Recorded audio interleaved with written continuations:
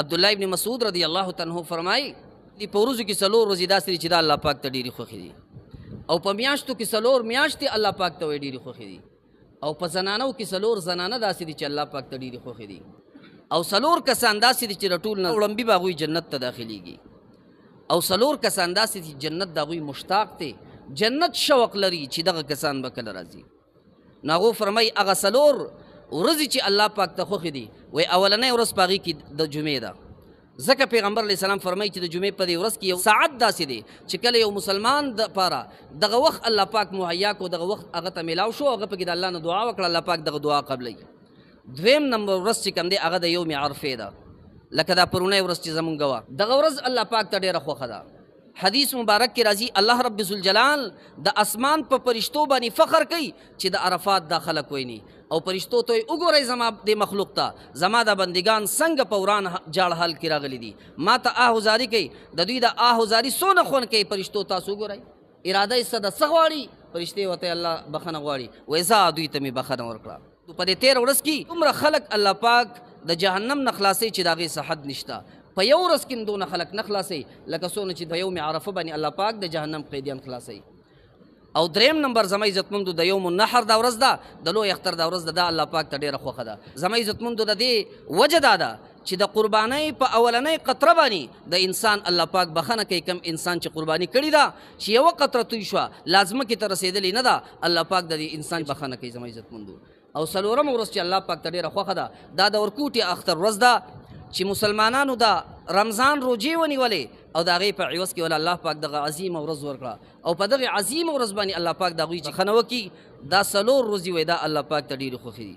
په میاشتو کې څلور میاشتې الله پاک ته ډېرې خوښې دي، هغه دا یو د رجب الرجب چې کوم دی میاشت الله پاک ته ډېره خوښه ده، او دویم نمبر د ذیقعدې دا کمه د دې نه مخکې چې میاشت وه دغه چې تېره شوه، دریم نمبر چې کوم دی د ذیالحجې د لوی اختر دا میاشت وایي الله پاک ته په میاشتو کې خوښه ده، او څلورم ورپسې میاشت د محرم دا څلور میاشتې په میاشتو کې الله پاک ته ډېرې خوښې دي. څلور زنانه الله پاک ته ډېرې خوښې دي، یو آسیه بنت مزاحم د فرعون چې کومه بیبي وه دا الله پاک ته ډېره خوښه وه. دویم نمبر مریم بنت عمران چې د عیسی علیه السلام مور وه دا الله پاک ته ډېره خوښه وه.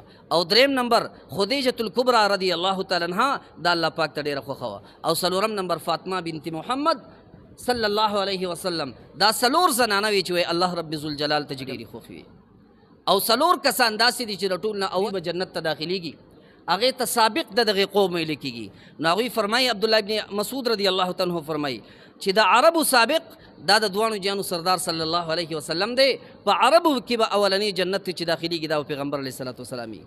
او بیا وایي د فارس سابق دا سلمان فارسی رضی الله تعالی عنه دی، په هغې کې به د ټول نه اولنی چې داخلېږي دا به سلمان فارسی رضی الله تعالی عنه وي.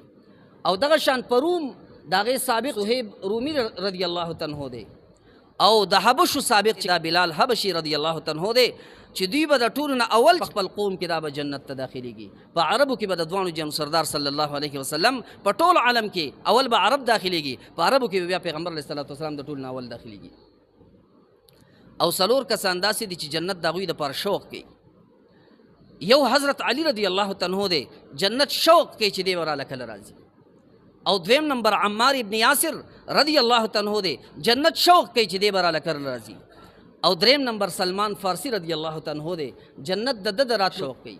او څلورم مقداد ابن الاسود دا هغه صحابي دی زما عزتمندو چې پیغمبر علیه السلام کله د جهاد په موقع باندې لاړې او صحابو ته ډېرې خبرې وشوې چې دا دشمن دا ګوره ډېر سخت دی، او خیال کوئ چېرته لاړ نه شئ، هلاکت ته چېرته ځان ورنتوئ. پیغمبر علیه السلام هغه پیغمبر دی چې دلیر دی، جرأت والا پیغمبر دی، لیکن د خپلو صحابو رای معلوموي، وایي صحابو سم خیال دی وضو که نه وضو. مقداد ابن الاسود رضی الله تعالی عنه هغه صحابي دی چې دی ودرېدو، وایي د دوانو جانو سرداره ستا څه خیال دی، مونږ څوک یو؟ مونږ د موسی علیه السلام ملګري نه یو چې موسی علیه السلام ته هغوی وایي اذهب انت وربک فقاتلا ان هاهنا قاعدون، تو لاړ شه او ستا رب دې لاړ شي هغه دې وجنګېږي، مونږ به دلته ناست یو. نه مونږ به ستا ښی طرف ته ستا ګس طرف ته ستا شاته او ستا مخې ته جنګېږو، تر هغې پورې به جنګېږو چې زنګ په یو یخته کې هم سای. عزتمندو دغه مقام والا صحابي دی، نو جنت شوق لري چې دغه کسان به کله راځي.